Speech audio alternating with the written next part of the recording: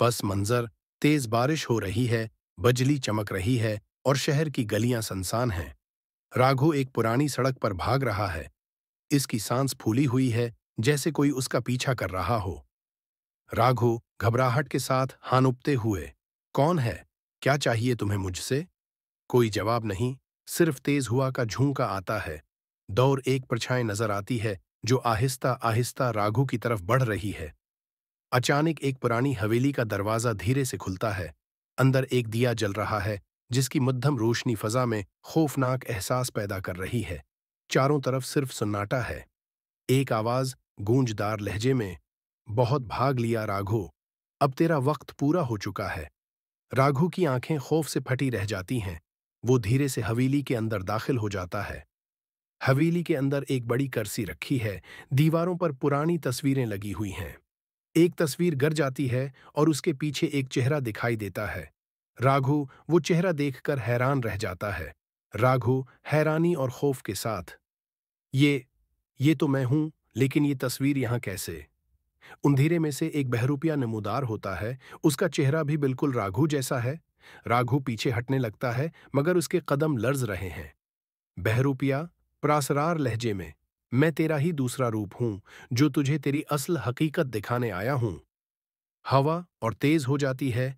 एक पुरानी घंटी बजती है और हवेली की दीवारों पर राघु के माजी के गुनाहों की झलकियां दिखाई देने लगती हैं। 5 साल पहले राघु एक अमीर कारोबारी शख्स था, जो पैसे और ताकत के जोर पर किसी को भी बर्बाद कर सकता था। उसने एक मासूम शख्स अर्जन को झूठी साजिश में फंसा दिया था। अर्जन राघु के सामने हाथ जोड़कर, मैंने कुछ नहीं किया, ये सब झूठ है। राघु ठंडी मुस्कुराहट के साथ, सच वही होता है जो पैसा कहता है। अर्जन अर्जन जेल में खुदकुशी कर लेता है। उसका छोटा भाई कबीर इंतकाम की आग में बहरूपिया बन जाता है। वापस हाल में राघु के सामने एक बड़ा आईना गिरता है। जब वो देखता है तो उसका असल चेहरा एक गुनाहगार शख्स के रूप में दिखाई देता है। बहरूपिया कबीर इसके सामने खड़ा होता है। बहरूपिया गुस्से से, जो तूने अर्जन के साथ किया, इसका हिसाब देना होगा। राघु घबराकर, नहीं, ये सब एक ख्वाब है। हवेली की दीवारें लरजने लगती हैं, बिजली जोर से चमकती है।